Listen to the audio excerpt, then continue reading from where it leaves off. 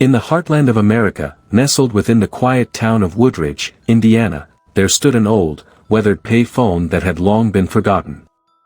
Stationed at the edge of a desolate field, it stood as a relic of a bygone era, its once vibrant colors now faded, and its wires tangled like the veins of a forgotten memory. Legend had it that this pay phone had a dark history, whispered about in hushed tones among the town's residents. They spoke of a curse that had befallen anyone who dared to answer its ringing call. Some claimed to have heard agonized screams emanating from the receiver, while others swore they had seen shadowy figures lurking nearby, their eyes gleaming with an otherworldly hunger. The story begins with Rachel, a spirited young woman who had recently moved to Woodridge with her family. Intrigued by the rumors surrounding the haunted pay phone, she decided to investigate the truth behind the town's whispered tales. One moonlit night, as the full moon cast an eerie glow over the landscape, Rachel mustered her courage and ventured towards the abandoned pay phone. Each step she took sent shivers down her spine, as if an invisible force tried to dissuade her from her mission. Finally reaching the phone, Rachel hesitated before picking up the receiver. The air grew heavy, and a cold wind swept through the field, carrying with it a faint, haunting melody. She pressed the phone to her ear, and a voice, distorted and chilling, whispered a cryptic message that sent a jolt of fear through her soul. From that moment on, Rachel's life descended into a nightmarish ordeal. Strange occurrences plagued her every waking moment.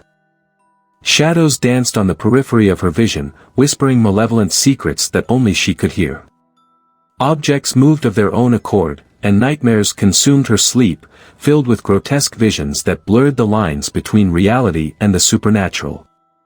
Desperate for answers, Rachel delved into the town's history, unearthing a forgotten tragedy that had befallen Woodridge decades ago.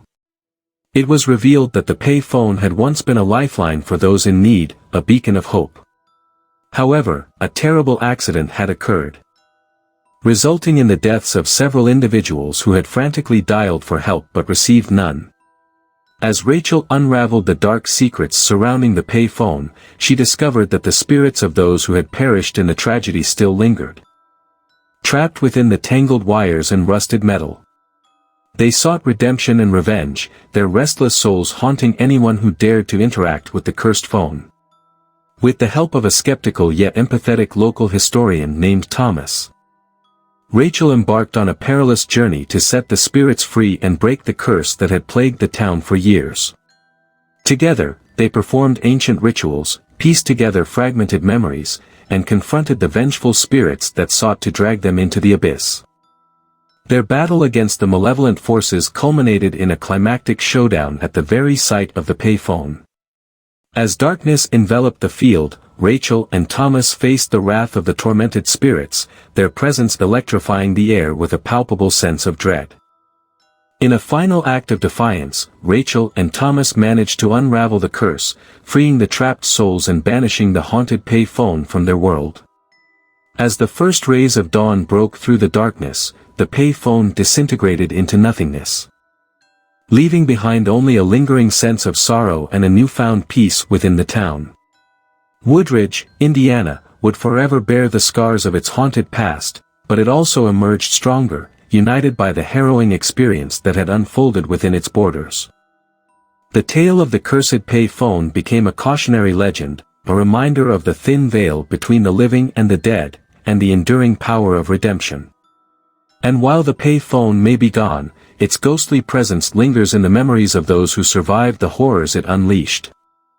The town's residents still pass by the empty field, casting wary glances at the spot where the pay phone once stood, their hearts filled with a mix of trepidation and gratitude that they were able to conquer the darkness that had threatened to consume their souls.